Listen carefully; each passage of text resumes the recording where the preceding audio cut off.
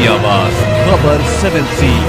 खबर जो सब्सक्राइब करें हमारे खबर 7C न्यूज चैनल को। देखिए रोजाना देश विदेश की बड़ी खबरें।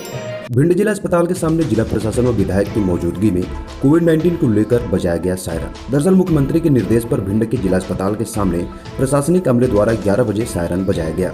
भिंड के अलावा लाहार, गोहद, मेहगांव, अटेर सहित सभी तहसील व थाने स्तरों पर प्रशासन के द्वारा सायरन बजाकर कोविड-19 से बचाव हेतु गाइडलाइंस के नियमों का पालन करने का आदेश दिया गया। भिंड विधायक संजीव सिंह कुशवाहा ने लोगों से मास्क लगाने की अपील की, तो वहीं कलेक्टर द्वारा शहर में एक फ्लैग मार्च निकाला गया।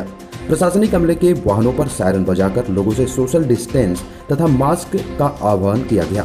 भिंड कलेक्टर सतीश कुमार एस एवं एसपी मनोज कुमार सिंह ने कोविड-19 नियमों के पालन करवाने के तहत लोगों को मास्क भी लगवाए एवं दुकानदारों के सामने गोल घेरे भी बनवाए।